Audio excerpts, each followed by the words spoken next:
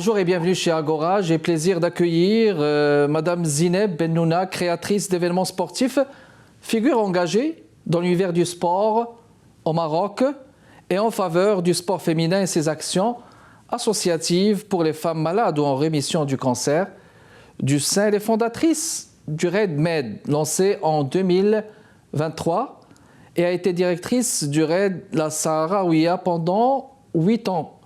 Elle est aussi à l'origine de la communauté Meet the Runners, un collectif majoritairement féminin qui incarne son engagement en faveur de la mixité et de l'accès au sport pour toutes.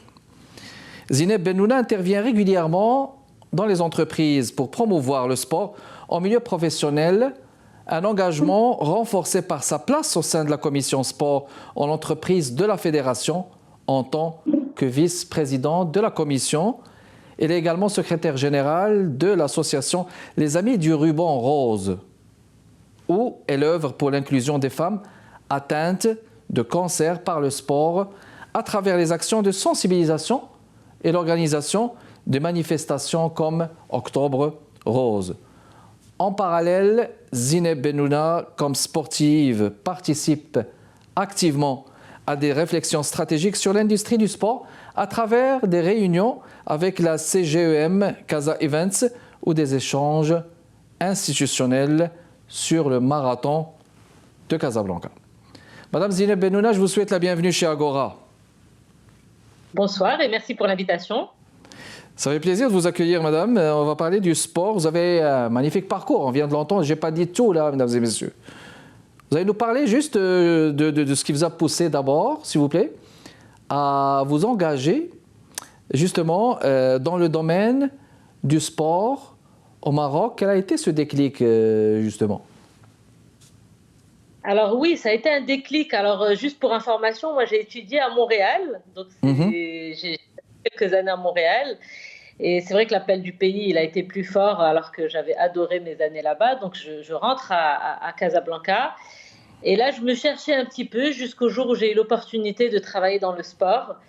On m'avait proposé il y a plus de 10 ans de travailler dans la commission de la communication du marathon de Casablanca. Et en parallèle, j'avais aussi organisé 2-3 autres événements sur le sport la même année. Et ça a été un déclic. Voilà. Je me suis dit, c'est ça que j'ai envie de faire. Pour une raison très simple, c'est que ça a donné un sens. Pour moi, c'était très parlant. Le sport, ça donne un sens. C'est fédérateur, c'est rassembleur, c'est bon pour la santé. Et du coup, à partir de 2013, je me suis engagée vraiment dans cette voie-là. Et je peux vous dire qu'entre 2013 et 2025, il s'est passé énormément de choses.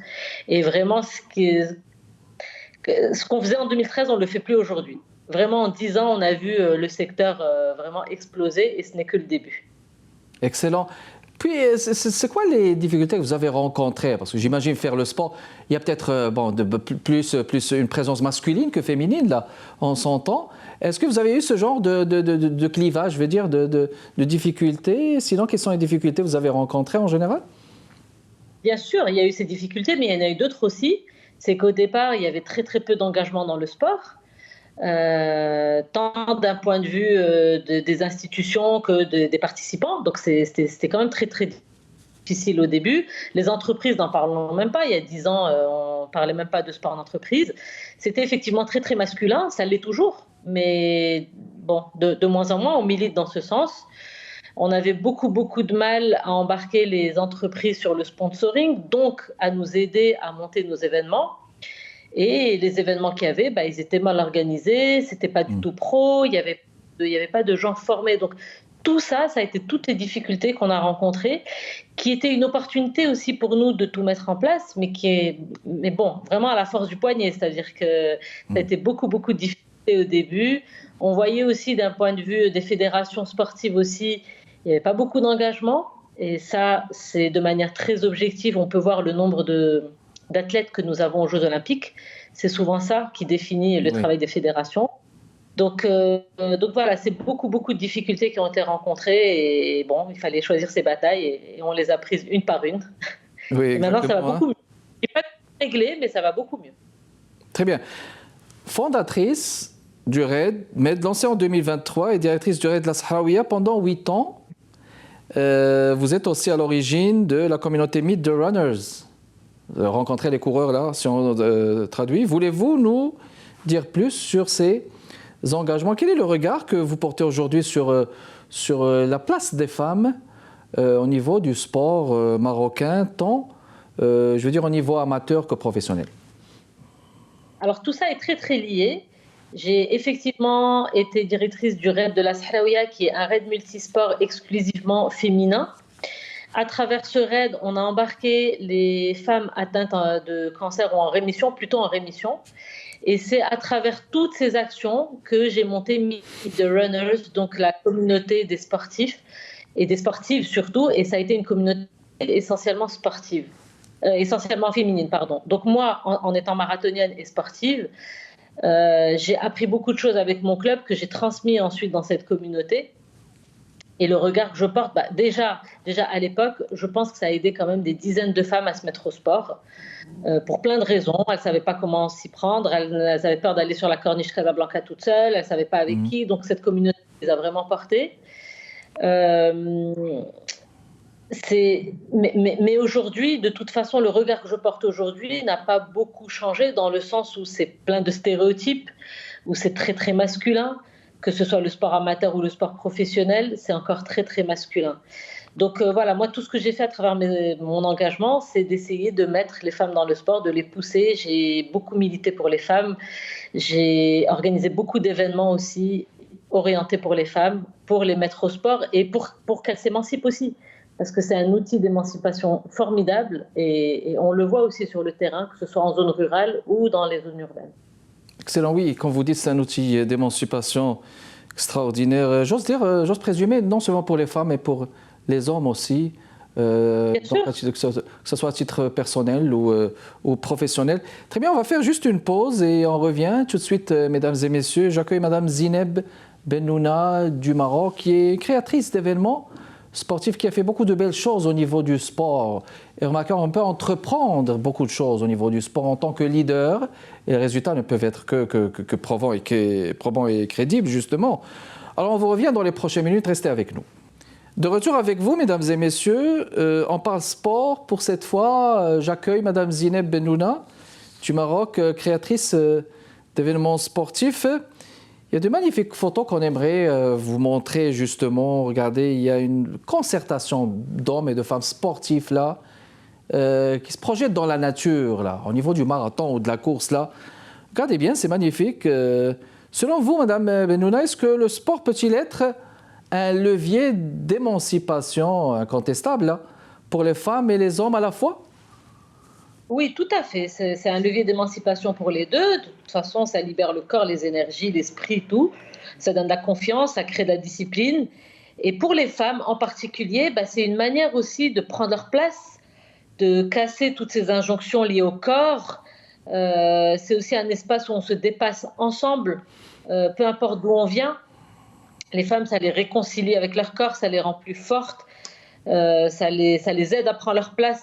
Donc c'est un outil d'émancipation beaucoup plus pour les femmes que pour les hommes, mais ça marche pour les deux aussi.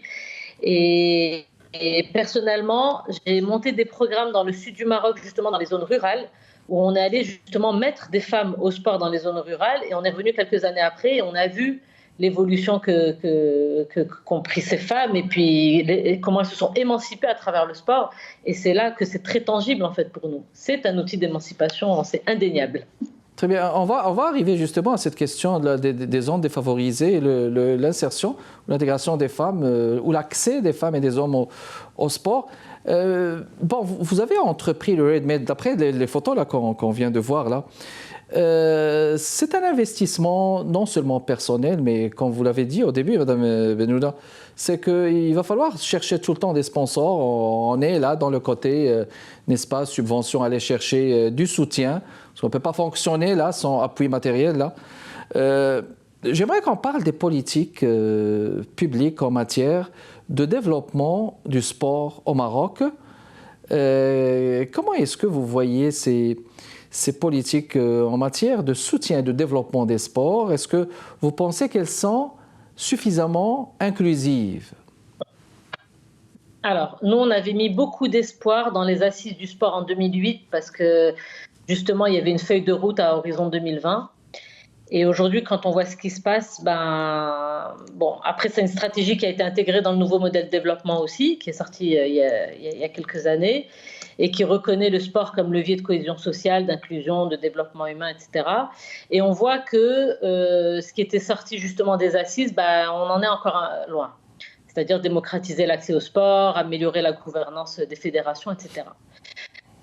Aujourd'hui, ce qu'on voit, en tout cas, alors, au niveau politique publique, c'est sûr qu'il y a eu un gros effort qui a été fait du côté du foot. Vous êtes au courant quand même de l'Académie Mohamed VI pour le foot qui forme beaucoup de jeunes à un modèle de sport-études. Il y a eu la Fondation Mohamed VI des champions en soutien en fait des anciens sportifs.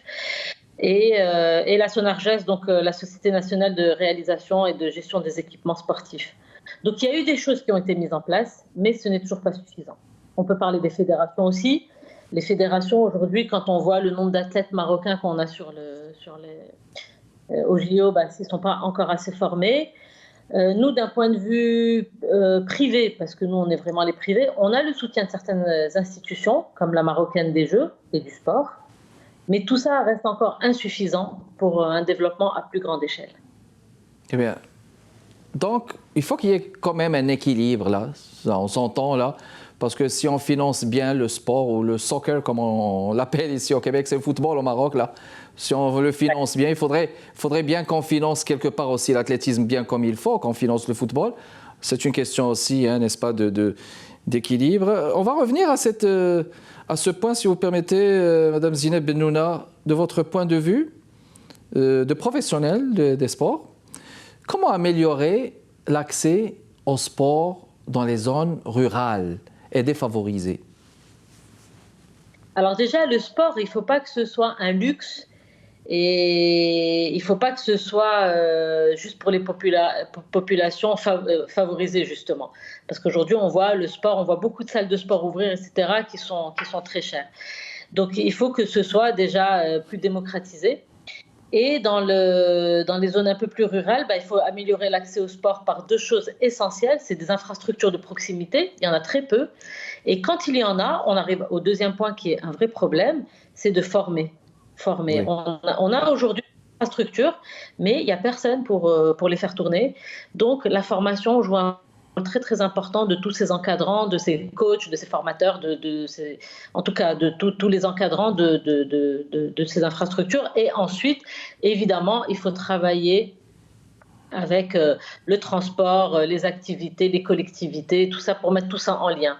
Mais on commence d'abord par les infrastructures, par la mise en place d'infrastructures et de la formation. Ça, c'est la première chose. Et il faut que ce soit des volontés politiques. Et une fois qu'on a ces volontés-là, on peut aller très loin. Encore une fois, je reviens sur l'exemple de l'Académie Mohamed VI. Dès qu'il y a une volonté de promouvoir le foot, aujourd'hui, c'est juste exceptionnel ce qui se passe au niveau du foot au Maroc. Et on ne va pas revenir sur ce qui s'est passé au Qatar. Nous recevons la CAN cette année, nous recevons la Coupe du Monde. Donc, dès qu'il y a une volonté, on arrive à développer tout ce modèle autour du sport. Exactement, mais là on va le dire là, parce que c'est aussi une question d'homme, the right man in the right place, comme on dit là, parce qu'au niveau du soccer, au niveau du football, là je veux dire au Maroc, on a un monsieur là, c'est monsieur Lakja, c'est ça? Alors qu'il fait un travail extraordinaire, mais aussi, n'est-ce pas, qu'il faut mettre les bonnes personnes aussi pour qu'il y ait, n'est-ce pas, un travail effectif. Oui. Il y a d'abord une volonté politique, ensuite mettre les bonnes personnes et puis mettre les moyens. Voilà. Oui, tout à fait. Avec la volonté politique, le reste viendra tout seul. Très bien. On va faire encore une pause et on continue notre conversation avec mon invité d'aujourd'hui, mesdames et messieurs, madame Zineb Bennouna, qui est créatrice d'événements sportif, qui a fait de belles choses, là, qui est fondatrice de RedMed, directrice de Red La Sahraouia, qui est à l'origine de la communauté Meet the Runner. Ce sont de très belles choses, là, réalisées par une femme de surcroît, ce qui est aussi important. On va faire une pause et on revient dans les prochaines minutes, mesdames et messieurs. Restez avec nous. De retour avec vous, mesdames et messieurs. Chez Agora, on parle sport aujourd'hui avec madame Zineb Bennouna, créatrice d'événements sportifs. Là, on va parler côté personnel, Zineb, si vous permettez, vous êtes marathonienne là, n'est-ce pas? Alors, vous avez sillonné quelques capitales du monde là. Voulez-vous nous en parler? Voulez-vous nous en dire plus? Déjà, moi j'ai la chance d'allier une passion avec mon travail. Ça fait plus de 10 ans aujourd'hui que je cours des marathons. J'ai été formée, alors j'ai toujours fait du sport, mais j'ai été formée dans un club ici à Casablanca, et à travers ce club, qui est un club d'amateurs, on a fait plusieurs marathons à l'international. On avait commencé par Berlin, ensuite on avait fait Valence, Paris, en tout cas plusieurs capitales européennes. Et c'est ça que j'essaie de transmettre ensuite, que j'ai essayé de transmettre dans ma communauté Meet the Runners. Et c'est comme ça que j'ai mis des femmes au sport et qui sont aujourd'hui semi-marathoniennes, marathoniennes. Et ce qui me passionne aussi beaucoup à travers ma pratique du marathon, c'est tout ce que je peux mettre en parallèle entre le marathon et ma vie de tous les jours. Oui. On apprend beaucoup de choses quand on court longtemps, quand on court pendant 42 km, ça nous apprend quand même beaucoup de choses qu'on met ensuite en pratique. La patience, l'humilité, le dépassement, tout ça. Et c'est ce côté-là que je trouve vraiment très, très passionnant et que j'essaie de transmettre. Aujourd'hui, je donne des conférences dans des entreprises, justement, où on parle de toutes ces valeurs du sport qu'on transmet en tout cas, on fait le parallèle avec les valeurs d'entreprise. Et on voit que tout est très, très lié. Oui, c'est très lié. Justement, ma question là, parce que souvent on parle de vivre ensemble, mais on parle moins du sport là, comme un outil, comme un vecteur du vivre ensemble. Est-ce que vous pensez que le sport peut-il jouer un rôle dans le vivre ensemble, dans la cohésion sociale, mais surtout dans la lutte contre certaines formes, n'est-ce pas, discriminatoires ou exclusives des femmes là? Des femmes ou des minorités ou de toutes les disparités. Il n'y a qu'à prendre les enfants. Les enfants, quand on les met dehors avec un ballon, ils ne savent pas d'où ils viennent, ils ne font pas la différence entre une personne de couleur ou une personne pas de couleur. Ils jouent. Et c'est ça aussi le vivre ensemble. Quand on voit, par exemple, ça m'avait beaucoup marqué aux derniers Jeux Olympiques de l'été dernier, quand on voit toute la communauté noire qui aujourd'hui, avec tous les problèmes d'exclusion qu'il y a, etc., aux États-Unis, combien ils sont aux Jeux Olympiques à représenter les États-Unis. Donc ça, c'est vraiment une forme de vivre ensemble, c'est-à-dire qu'il n'y a plus de frontières. Voilà. Une fois qu'on est sur une ligne de départ, moi je le vois quand j'organise mes événements ici, j'organise beaucoup de courses. Quand on voit, et aujourd'hui on a les entreprises qui viennent, qui participent, sur une ligne de départ, il n'y a plus de différence entre un directeur, un coursier, un technicien, un cadre. Il n'y a plus de barrière. Donc vraiment, le sport, il lutte contre l'exclusion. Et c'est vraiment un outil de vivre ensemble. On l'utilise aussi beaucoup dans les entreprises pour créer de la cohésion ou recréer de la cohésion. Et moi, je trouve ça assez magique, finalement. C'est-à-dire qu'il n'y a plus de frontières. Tout à fait, vous venez de le dire, là, tout le monde se regroupe, là, peu importe que la personne soit PDG ou simple ouvrier, là, mais c'est le sport qui unit, qui est rassembleur. Mais j'ai une question aussi, je vais dire d'ordre général, parce que de loin où je m'en souviens, avant de m'installer au Canada, là, on se souvient qu'il y avait tellement de champions, là. Les noms, ils sont ici, Khalid Skah, comment il s'appelle l'autre, Saïd Aoueta, c'est ça? Puis on en voit moins. Il y a eu Nawal Moutawakil. Nawal Moutawakil, c'est ça? Zabidouane, Fatima Aouem, je pense. Il y a une infinité de noms, mais on en entend moins, Madame Bennouna. Ma question, c'est comment faire pour que, je veux dire, cette époque d'or revient. Je veux dire, chaque pays a ses problèmes, là, on convient. Mais est-ce que c'est pour vous une question de politique? Est-ce que c'est pour vous une question de financement, d'équilibre dans la budgétisation des secteurs de sport? Comment est-ce que vous projetez votre regard à ce niveau pour que cette époque d'or revienne, que même nous qui sommes ailleurs, les Marocains du Canada ou ailleurs, puissent se dire, on se souvient de ce champion, on se souvient de celui-là, de celle-là, etc. Vrai, là, vous soulignez un point très, très important parce que nous, justement, dans le sport, et en particulier dans l'athlétisme, parce que, justement, on est des coureurs et qu'on organise des courses, nos repères restent encore Hicham El Guerrouj et Nawal Moutawakil, etc., qui datent de plus de 20 ans. Et ça nous désole, vraiment, ça nous désole de voir ça. Je porte un regard quand même très, très dur et déçu de ce qui se passe au sein de nos fédérations. Je pense que c'est un problème de gouvernance, c'est pas un problème de budget, parce qu'il y a des budgets qui sont alloués à ça. il y a un ministère des Sports, il y a une poche sportive qui est bien fournie. Moi, je pense sincèrement et honnêtement que c'est un problème de gouvernance. Je reviens encore sur le foot. Le foot est bien géré aujourd'hui. Pourquoi l'athlétisme n'est pas géré comme ça? Pourquoi les sports de combat ne sont pas gérés comme ça? On a quand même des boxeurs qui sont à des niveaux... et puis il y a d'autres sports aussi. Encore une fois, notre repère, c'est les Jeux Olympiques. L'année dernière, on est rentré avec une seule médaille, avec 2 médailles, une en boxe, une en athlétisme. Et quand on voit aujourd'hui le Bakkali, il n'a pas été formé par la fédération. Donc il y a clairement un problème au niveau des formations parce que c'est un problème de gouvernance dans les fédérations sportives. Très bien. Donc, et puis du coup, c'est un problème de moyens parce que les athlètes, quand ils veulent s'entraîner, arriver à un haut niveau, s'ils n'ont pas le soutien des fédérations, ils n'iront nulle part. Exactement, une question aussi de soutien. Alors écoutez, il reste 1 minute là. Quel conseil donneriez-vous aux jeunes Marocains, Mme Zineb Bennouna? Parce qu'il y a une relève aussi des Marocains du Canada qui nous regardent là. Mais la question que vous destinerez à ces jeunes, de la jeunesse marocaine, qui veulent, n'est-ce pas, s'engager dans le sport, vous leur direz quoi? Alors, il y a 2 choses. S'ils veulent s'engager dans le sport, moi j'ai envie de leur dire, il y a encore de la place pour tout le monde. Le sport a besoin de gens engagés, de gens passionnés, de diversité. Rêvez grand, créez, allez-y. Et n'attendez pas qu'on le fasse ou qu'on vous le propose, allez-y. Et pour ceux qui veulent rentrer au Maroc, moi j'ai toujours dit, et je le dis encore et encore et encore, le Maroc est un terrain de jeu formidable.